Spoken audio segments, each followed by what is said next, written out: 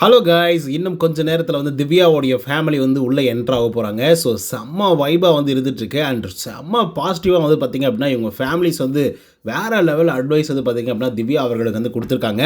குறிப்பாக சொல்லணும் அப்படின்னு பார்த்தீங்கன்னா, இங்கே பாரு, உனக்கு கோவப்படணுமா கோவப்படு, சண்டை போடணுமா சண்டை போடு, வம்பிழுக்கணுமா இழு, ஒரு பிரச்சனையும் கிடையாது, ஆனால் அதெல்லாம் ஒரு அளவோட இரு அப்படின்ற மாதிரி வந்து பார்த்திங்கன்னா அவங்க அம்மா சொல்லியிருக்காங்க. ஸோ நமக்கு கப்பு முக்கியம், டைட்டில் முக்கியம், அடிச்சுட்டு வரணும் அப்படிங்கிற மாதிரியும் வந்து சொல்லியிருக்காங்க. ஸோ இன்னும் நிறைய விஷயங்கள் வந்து பேசப்பட்டிருக்கு. அதெல்லாம் என்ன அப்படிங்கிறத பற்றி இந்த வீடியோவில் முழுசாக வந்து பார்க்கலாம். ஸோ இந்த வீடியோக்கு போகிறதுக்கு முன்னாடி நம்மளோட சேனலை சப்ஸ்கிரைப் பண்ணாங்க, சப்ஸ்கிரைப் பண்ணி வச்சுக்கோங்க. லைக்கை போட்டு வீடியோ பாருங்கள். வாங்க இந்த வீடியோக்குள்ள வந்து போகலாம். ஆக்சுவலாக நம்ம திவ்யா கணேஷ் வந்து இருக்காங்களே, அவங்க வந்து one of the wild card கண்டஸ்டண்ட்டாக உள்ளே வந்தாங்க. ஆக்சுவலாக அவங்க ஸ்டேஜில் வந்து பேசும்போது வேறு மாதிரி சம்பவம் பண்ண போகிறாங்க வீட்டுக்குள்ளே அப்படிங்கிற மாதிரி வந்து இருந்தது. ஏன்னா அவங்க எடுத்துக்கிட்ட கண்டென்ட் வந்து அந்த மாதிரி, இதை தான் நான் பண்ண போகிறேன் அந்த வீட்டுக்குள்ளே போய் அப்படிங்கிற மாதிரி சொல்லிட்டு இருந்தாங்க. என்ன சொன்னாங்க அப்படின்னு பார்த்தீங்க அப்படின்னா, டிசிப்ளின் அண்ட் டெக்கோரம் சுத்தமாக வந்து வீட்டில் இருக்கிறவங்களுக்கு கிடையவே கிடையாது. அண்ட் டெக்கோரம் சுத்தமாக கிடையாது. விஜய் சேதுபதி சார், நீங்கள் வந்து ஸ்டேஜில் நிற்கும் போதே அவனுங்க பயங்கரமாக சண்டை போட்டுக்கிறானுங்க. ஸோ அந்தளவுக்கு தான் இவங்களுக்கு டெக்கோரமே வந்து தெரியுது. ஸோ இவங்களெல்லாம் போயிட்டு பெனாயில் ஊற்றி கழுவி அதுக்கப்புறம் டெக்கோரம்னா என்ன அப்படின்னு சொல்லி கிளாஸ் எடுக்க போகிறேன் அப்படிங்கிற மாதிரி திவ்யா கணேஷ் வந்து சொல்லிட்டு உள்ளே வந்தாங்க. ஸோ அதுக்கப்புறம் அப்படி நடந்ததா அப்படின்னு கேட்டிங்கன்னா சத்தியமாக நடக்கலை அப்படின்னு தான் வந்து சொல்லி ஆகணும். திவ்யா கணேஷ் அவர்கள் வந்து இருக்காங்களே, உள்ளே இருக்கணுங்க தான் எப்போ பார்த்தாலும் கத்திக்கிட்டே இருக்கானுங்க, சண்டை போட்டுக்கிட்டே வந்திருக்கானுங்க, எப்போ பார்த்தாலும் சுத்தமாக புரியாத மாதிரி வந்திருக்கானுங்க அப்படின்னு சொல்லி யோசிச்சா, அதை விட பயங்கரமாக வந்து பார்த்திங்கன்னா திவ்யா கணேஷ் வந்து கத்த ஆரம்பிச்சிட்டாங்க. அதுவும் ஃபஸ்ட்டு வீக்கே வந்து பார்த்திங்கன்னா, அதாவது அவங்க வந்து ஃபஸ்ட்டு வீக்லேயே வந்து பார்த்திங்கன்னா அவங்க தலைவர் ஆகிட்டாங்க. தலைவரான உடனே வந்து பார்த்திங்கன்னா இந்த ஹோட்டல் டாஸ்க் வந்து நடைபெற்றது இல்லையா, அந்த ஹோட்டல் டாஸ்கில் எவ்வளோ தூரம் கத்த முடியுமோ அவ்வளோ தூரம் வந்து கத்தி பேசிகிட்டு இருந்தாங்க. ஏன்னா அதுக்கு முன்னாடி வரைக்கும் தான் வந்து பார்த்திங்கன்னா விஜய் சேதுபதி அவர்கள் வந்து சூப்பராக ஒரு எக்ஸ்ப்ளனேஷன் கொடுத்தது மட்டும் இல்லாமல் செம்மையான ரோஸ்டெல்லாம் வந்து எல்லாரையும் போட்டு பொழந்து எடுத்துட்டாப்புல. ஸோ அதனால் என்னாச்சு அப்படின்னு பார்த்தீங்கன்னா, எல்லாருமே ஒரு மாதிரி அமைதியாக இதுக்கப்புறம் இந்த மாதிரி நம்ம பண்ணக்கூடாது அப்படிங்கிற மாதிரி யோசிச்சுட்டு தான் வந்து இருந்துட்டு இருந்தாங்க. பட் அவங்க வந்து அமைதியானதுக்கப்புறம் திவ்யா அவர்கள் வந்து கத்த ஆரம்பிச்சிட்டாங்க. எனக்கே பயங்கர ஆச்சரியமாக இருந்துச்சு. ஆமாம், இவங்களே அமைதியாயிட்டாங்க, ஏன் இவங்க வந்து பயங்கரமாக கத்துறாங்க அப்படிங்கிற மாதிரி வந்து பார்த்திங்கன்னா இருந்தது. ஸோ அதில் தொடர்ந்து கேம் வந்து பார்த்திங்கன்னா பயங்கர ரோஸ்ட் வாங்கினாங்க திவ்யா கணேஷ். ஃபஸ்ட் வீக்கே வந்து பார்த்திங்கன்னா செம்ம ரோஸ்ட் வந்து வாங்கினாங்க. ஏன் இவ்வளோ தூரம் கத்துறீங்க, இவ்வளோ தூரம் இந்த மாதிரிலாம் வந்து செஞ்சீங்க அப்படின்னு சொல்லி. அண்ட் அதுக்கு அடுத்த வாரமும் பயங்கர ரோஸ்ட் வாங்கினாங்க. அதுவும் சாண்ட்ரா கூட வந்து திவ்யா கணேஷ் அவர்கள் சேர்ந்துக்கிட்டு ஜெயிலுக்கு போக மாட்டேன் அப்படின்னு சொல்லி ஒரு அடம் பிடிச்சாங்க பார்த்தீங்களா. அந்த இடத்துல சாண்ட்ரா மேலே இருந்த மொத்த பழியும் தூக்கி திவ்யா மேலே வந்து போட்டாங்க. ஸோ அப்பயும் வந்து பார்த்திங்கன்னா திவ்யா கணேஷ் வந்து பயங்கரமாக ரோஸ்ட் வந்து வாங்கினாங்க. ஆனால் அவங்களுடைய கேம் பிளே வந்து எப்படி இருந்தது அப்படின்னு பார்த்தீங்கன்னா, ஸ்டாண்டர்டாக கரெக்டாக வந்து பார்த்திங்க அப்படின்னா அவங்க ஒரு விஷயத்தை வந்து செட் பண்ணிட்டாங்க. இப்படி தான் நான் இருப்பேன் அப்படிங்கிறத அழகாக வந்து கிளாரிஃபை பண்ணிவிட்டு அதே மாதிரி வந்து இருந்துகிட்டு இருந்தாங்க. ஸோ அதனால தான் அவங்களுடைய க்ரோத் அப்படிங்கிறது வந்து இன்க்ரீஸ் ஆக ஆரம்பிச்சிது அப்படின்னு வந்து சொல்லலாம். அண்டு வந்த முதல் நாள்லேருந்தே செம்ம அப்ளாஸ் வந்து வருது. வந்த முதல் நாள் இருந்தே பயங்கரமான ரோஸ்ட்டும் வருது. வந்த முதல் நாள்லேருந்து அதிகப்படியான வாக்குகளையும் வந்து பார்த்திங்கன்னா வாங்கி குவிச்சிட்ருக்காங்க திவ்யா கணேஷ் அவர்கள். ஸோ அதனை தொடர்ந்து இப்போ ஃபேமிலி ரவுண்ட் வந்து பார்த்திங்கன்னா நடந்துகிட்ருக்கு. இந்த ஃபேமிலி ரவுண்டில் அவங்க அப்பா, அவங்க அம்மா, அப்புறம் அவங்களுடைய அண்ணா வந்து வந்திருக்காங்க. ஸோ அவங்க அண்ணா வந்து என்ன அட்வைஸ் பண்ணுறாரு அப்படின்னு பார்த்தீங்கன்னா, நீ நல்லா கேம் விளையாடிட்டு இருக்க, வேறு என்னத்தையும் பண்ணாத, இதே மாதிரி நீ மெயின்டைன் பண்ணாவே போதும் அப்படிங்கிற மாதிரி அவங்க அண்ணா வந்து அட்வைஸ் பண்ணுறாப்புல. அவங்க அப்பா என்ன அட்வைஸ் பண்ணுறாரு அப்படின்னு பார்த்தீங்கன்னா, பாருமா, ஒன்றும் பிரச்சனை இல்லை, நீ வந்து ஒரு கேம் விளையாடுறதுக்கு வந்திருக்க, கேமை விளையாடு, கப்பு ரொம்ப முக்கியம், வின் பண்ணிட்டு தான் வீட்டுக்கு வரணும் அப்படின்ற மாதிரி வந்து பயங்கர மோட்டிவேட்டடாக வந்து பார்த்திங்கன்னா பேசுகிறாங்க. ரொம்ப ப்ரௌடாகவும் வந்து பார்த்திங்கன்னா ஃபீல் பண்ணுறாங்க. ஆக்சுவலாக சொல்லப்போனால் மற்ற கண்டஸ்டண்ட்டோடைய அப்பாங்கெல்லாம் வந்தாங்க அப்படின்னா ஒரு மாதிரி முகசுலிக்கிற மாதிரியே வந்து பார்த்திங்கன்னா இருந்துகிட்ருப்பாங்க. இவங்களை பற்றி நம்ம என்ன சொல்லலாம், ஏது செய்யலாம், ஏன்னா நம்ம குழந்தையே வந்து ஒழுங்காக இல்லாத போது மற்றவங்கள நம்ம ஏதாவது குறை சொல்ல முடியுமா அப்படிங்கிற ஒரு மைண்ட் செட் வந்து பார்த்திங்கன்னா கண்டிப்பாக கொஞ்சமாவது வந்து பார்த்திங்கன்னா ஒரு ஓரத்தில் வந்து இருந்துகிட்ருக்கோம். குறிப்பாக இப்போ பார்வதியோட அம்மாவெல்லாம் வந்தாங்க அப்படின்னா அவங்க ஒரு அண்டர் ப்ரெஷர்லேயே வந்து வருவாங்க. அவங்க என்ன கேள்வி கேட்கணும், என்ன பதில் சொல்லணும், அது 24 மணி நேரம் தங்க போகிறாங்க. ஸோ என்ன மாதிரி நம்ம வந்து ரியாக்ஷன்ஸ் வந்து கொடுக்கணும், நம்ம பாப்பா பண்ணது எல்லா வேலைகளுக்கும் நம்ம எப்படி வந்து விளக்கம் கொடுக்கணும் அப்படிங்கிற ஒரு பயத்துலேயே வந்து வருவாங்க.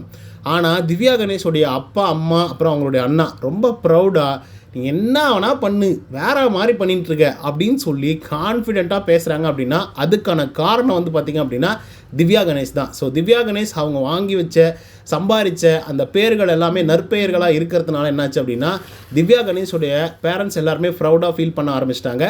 அதனால் வந்து பார்த்திங்க அப்படின்னா திவ்யா கணேஷுக்கு வந்து என்ன சொல்கிறது, மடியில் எந்த கனமும் இல்லாமல் சந்தோஷமாக ஹாப்பியாக வந்து பார்த்திங்க அப்படின்னா அவங்கள ரிசீவ் பண்ணுறாங்க. அண்ட் ஒன் மோர் என்னென்னா, அவங்க அம்மா பேசுனா வேறு லெவல் ஹைலைட்டான ஒரு விஷயம் அப்படின்னு வந்து சொல்லலாம். சொல்லப்போனால் என்ன சொல்கிறாங்க அப்படின்னு பார்த்தீங்கன்னா, இங்கே பாருமா, உனக்கு சண்டை பிடிக்கணும்னு தோணுதா சண்டை பிடி, கத்தணும்னு தோணுதா கத்து, அதே மாதிரி பேசணும்னு தோணுதா பேசு, இல்லை ஒரு ஆள்கிட்ட காம்ப்ரமைஸ் பேசணும் அப்படின்னு நினைக்கிறியா பண்ணு, எதனா பண்ணு, ஆனால் ஒரு அளவோட பண்ணு அப்படிங்கிறத மட்டும் சொல்கிறாங்க. ஒரு அளவாக பண்ணுமா, ரொம்ப அதிகமாக பண்ணிடாத. அதிகமாக பண்ண அப்படின்னா அது தப்பாக போயிடும். ஸோ அதனால் ஒரு அளவாக வந்து பண்ணு. இப்போ எப்படி பண்ணிட்டு இருக்கியோ அதே லெவல் பண்ணு, நீ அதை மட்டும் மெயின்டைன் பண்ணு, வேறு எதுவுமே நீ பண்ணாத அப்படின்னு சொல்லி திவ்யா கணேஷோடைய அம்மா வந்து சொல்லியிருக்காங்க. ஸோ இப்போ நீங்கள் யோசிச்சு பாருங்கள், அவங்க அண்ணாவும் பயங்கர பாசிட்டிவாக வந்து பேசுகிறாப்புல திவ்யா கணேஷ்க்கு, அவங்க அப்பாவும் பயங்கர பாசிட்டிவாக வந்து பேசுகிறாங்க, அவங்க அம்மாவும் பயங்கர பாசிட்டிவாக வந்து பேசுகிறாங்க. ஸோ இந்த மாதிரி ஒரு ஃபேமிலியே அவங்கள கொண்டாடுற மாதிரி, சூப்பர் இல்லை, ப்ரௌடாக ஃபீல் பண்ணுற மாதிரி, அந்த மாதிரி வந்து பார்த்திங்கன்னா அவங்க வந்து பேசிகிட்டு இருக்காங்க. ஸோ அந்த மாதிரி ஒரு சில ஆட்களுக்கு மட்டும் தான் நடக்கும். இதுக்கு முன்னாடி சீசனுக்குள்ளே நீங்கள் எடுத்துக்கிட்டீங்க அப்படின்னா கூட 1 or 2 மெம்பர்ஸ்க்கு மட்டும் தான் அந்த மாதிரி வந்து நடந்திருக்கும். அதாவது என்ன சொல்கிறதுனா, மடியில் கனம் இல்லாமல் வந்து பேசுவாங்க அப்படின்னு சொல்லுவாங்கள்ல, நான் முன்னாடியே சொன்ன மாதிரி. அந்த மாதிரி திவ்யா கணேஷ் வந்து பெருசாக எதுவும் கேஸ் வாங்கலை, எதுவும் தப்பாக நடந்துக்கல. ரொம்ப எல்லாருமே வந்து பார்த்திங்கன்னா கிரிஞ்சாக வந்து சுற்றிட்டு இருக்கும்போது 18+ கண்டென்ட் வந்து கொடுத்துட்டு இருக்கும்போது திவ்யா கணேஷ் மட்டும் தனியாக வந்து ஒரு ஆளாக ஒரு விளையாட்டை வந்து விளையாடிட்டு இருக்கும்போது கண்டிப்பாக அவங்களுக்கு வந்து ப்ரௌடாக தான் ஃபீல் பண்ண முடியும் அப்படின்னு நான் நினைக்கிறேன். ஸோ அதனால தான் பயங்கர கர்வமாக அவங்க வந்து சொல்லிகிட்டு இருக்காங்க. அண்ட் அதெல்லாம் தாண்டி அவங்க அப்பாலாம் செம்ம கேஷுவலாக வந்து பார்த்திங்க அப்படின்னா பேசுகிறாரு.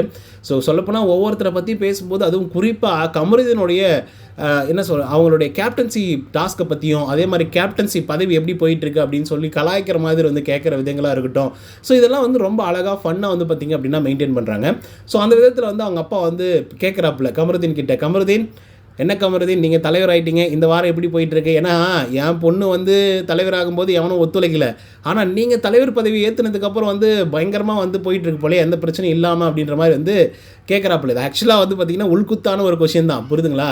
ஏன்னா திவ்யா கணேஷ் வந்து தலைவராக இருக்கும்பொழுது பெரிய பெரிய பிரச்சனைகளாக வந்து நடந்தது. தாச்சி பூச்சிட்டு வந்து கத்தி விட்டுருப்பாங்க. எல்லாருமே வந்து பார்த்திங்கன்னா அகெயின்ஸ்டாக மாறியிருப்பாங்க திவ்யாவுக்கு. ஓகேவா? சரியாக என்னை வந்து தலைவர் பதவியில் வந்து இருக்க விடலை, ரொம்ப டார்ச்சர் பண்ணிட்டாங்க, மேனேஜர் பதவியில் வந்து இருக்க விடலை அப்படின்ற மாதிரி திவ்யா கணேஷ் வந்து பார்த்திங்கன்னா விமர்சனங்கள் வந்து வச்சுருந்தாங்க. ஸோ அதனால தான் அந்த கேள்வியை வந்து கேட்குறாப்புல அந்த மனுஷன். ஓகேவா? என்ன தலைவராக நீங்கள் நல்லா பண்ணுறீங்க போல அப்படின்னு சொல்லிட்டு. ஓகேவா? ஸோ அதில் தொடர்ந்து வந்து பார்த்திங்கன்னா இப்படி கேட்கும்போது கமருதீன் தானே பதில் சொல்லணும். ஆனால் வந்து யார் பதில் சொல்கிறாங்க அப்படின்னு பார்த்தீங்கன்னா பார்வதி பதில் சொல்கிறாங்க.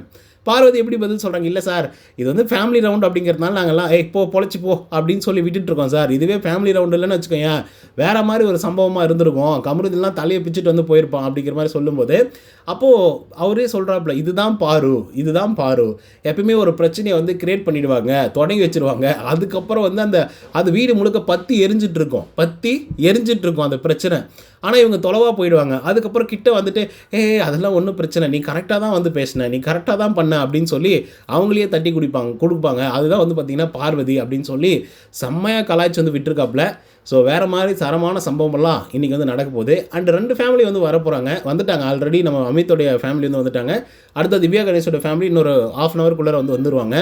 ஸோ அதனை தொடர்ந்து இன்னொரு ஃபேமிலி யார் வரப்போகிறாங்க அப்படிங்கிறது இப்போ வரைக்குமே வந்து போட்டு காட்டல. மேபி சுபிக்ஷாவுடைய பேரண்ட்ஸ் வந்து வரப்போகிறாங்களா அப்படிங்கிறத நம்ம பொறுத்து தான் பார்க்கணும். ஓகே மக்களே, திவ்யாவுடைய அப்பா, அம்மா, அண்ணா இவங்க திவ்யாவுக்கு கொடுத்த அட்வைஸை பற்றி நீங்கள் என்ன நினைக்கிறீங்க அப்படிங்கிறத கமெண்ட்ஸில் சொல்லுங்கள். இந்த வீடியோ பிடிச்சிருந்தா லைக் அண்ட் சப்ஸ்கிரைப் பண்ண மறந்துடாதீங்க. நன்றி, வணக்கம்.